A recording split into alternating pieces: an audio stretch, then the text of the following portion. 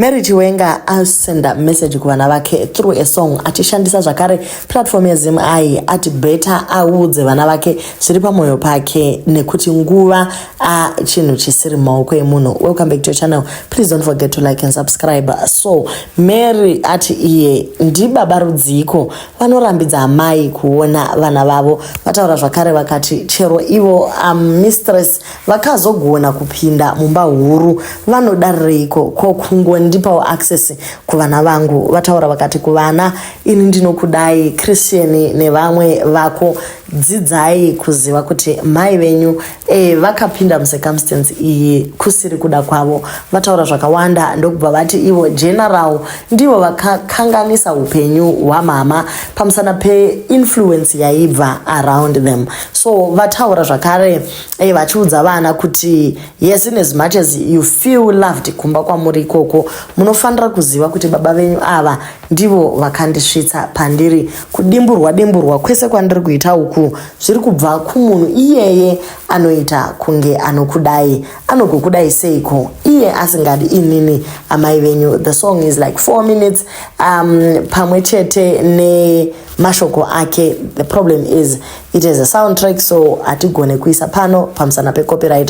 But mkaenda kuZimai pa Facebook, I think you can have access to the song.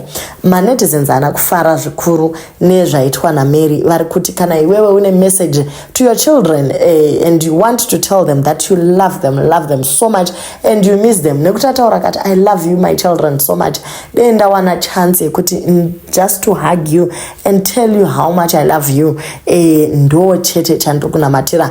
Asi pakuzoedha zvinhu zvekwa general zvabva zvazoita kuti manetizens ati aiwa kana iwewe uchida kusenda a beautiful message to your children hapana need yekudrega imwe parent down. What if you were general vakatokuprotecta kuvana vasina zvakaipa zvavanotaura about you? Pane vataura vakati kuda kupinza mama Minnie yotavo kunenge kuri kukanganisa nekuti mama vakangosvikawo ndokupinda panyaya iyi. Zvenyu zvamama itirana na general ivo she was not part of it. Vamwewo ndo vari kurwa vachimira na Mary vachiti aiwa sematauriro aMary ari kuti iye musikana uyu vakatanga kudanana kachiri kare.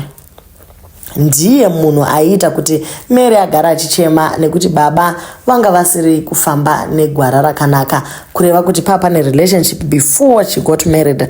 Then pavakazoroorana zvakabva zvangoofficializwa but she has been a mistress for the longest time. Ndo pari kubvira bitterness yaMary ipapo kuti ko iwewe wakadestroya kamusha wangu kuvana vangu unorambireiko navo. Vamwe vari kuti tese tiri vatadzi uye takamirira kutongwa naMwari kwete nemunhu. You messed it up the moment you involved your kids in this by poisoning them against their father and the mother who is currently taking care of them. You don't do that. You don't breed bitterness and hate on your kids like that. Fight your battles or your kids' battles without involving them, especially against the people they stay with. Be wise. Nekuti vana vakazovenga ke vakazovenga mainina relationship dzacho hadzizofambi zvakanaka. The whole audio is heartbreaking. Yes, you have made valid points munyaya yako kuti you are telling the children that you still want to see them, but it is just because haukwanise kuenda ikoko uye haubvumidziwi. Yes, these are valid points and the children, I think they actually understand that, but the moment you brought in the stepmother zvabva zvatongo ramba zvachose. It is said, but what you did to Shingi is catching up with you. It's your doing that has put you in this position. Attempting kuuraya murume wako zvakare and now wakuda kublema marriage yako yakaputsika pa current wife. Aiwa guys, hatidi kudaro. can't you just tell them you love them and miss them without speaking ill of their father and mother? She's standing in the gap. Vanoenda kumasports evana, vanoenda zvakare konzi kupi kuchechi nevana, panoitwa christianing, she's always there.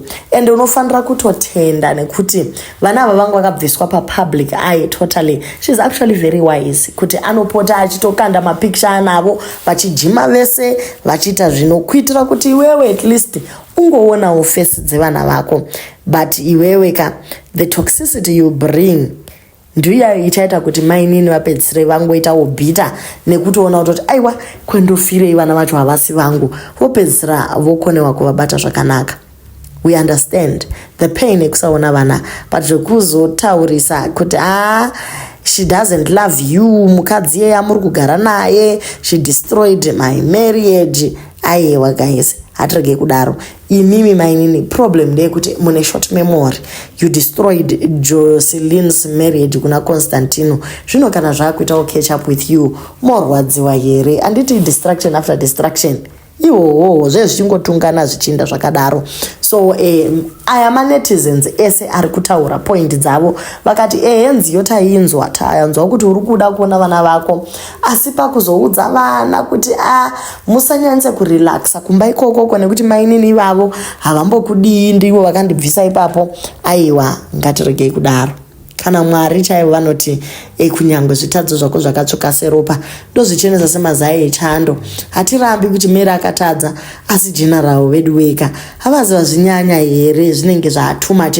Kokungombovarega vana vamboenda kwagogo kwambaiwa kuya kungonofara voona mai, kana kuti kunosangana kupaki vosangana piko ameno. But he has the means dzekuti Mary asangane nevana. It is also possible. I can believe all the nonsense people are writing here about Mujolo. Mary is the mother of those children.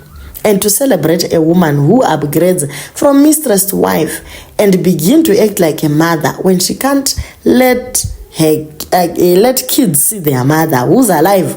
Aiwa, hypocrisy. Minnie must be ashamed of herself. Hatisi kuziva guys kuti mainini Minnie vari kupinda papi panyaya iyi. Mama vati vari kunyorera vana vavo song yazoburitsa much more information. Zvazoratidza kuti no, this message was not only meant for the children, it was also meant for isusu ruzhinji rweZimbabwe kuti tizive kuti chii chakaitika, kuti general vasiye mudzimai wekutanga ndewekutanga ameno, wechipiri, wechitatu, kuti vatore Minnie oyo. The so-called stepmother ari kuradza kuti anovada. So-called stepmother vanoradza kuti vanoda ruzhinji rweZimbabwe. With a click of a hand she can destroy them kana achida. But she is not like Mary, and she will take care of them. And don't involve her. The father of your kids went to her and asked to marry her just like he did when he married you. So mainika tiragai kudaro. The love that kids have for their mothers, no matter what they did, let's hope and pray that when they grow up, they won't hate their father for keeping them away from their mother, because the tables might turn and they won't want to see their father again because of this. Chatinoziva ndechekuti whatever is going on ikoko kumba kwana Constantino, it is very painful. Chero wakakanganisa unofanira kuregererwa uonewo vana vako. I don't think kuti it is fair kuti kana vabereki vatsamwirana ubva vashandisa vana as a weapon. Aiwa, izvozvo ndozvisina kunaka zvachose.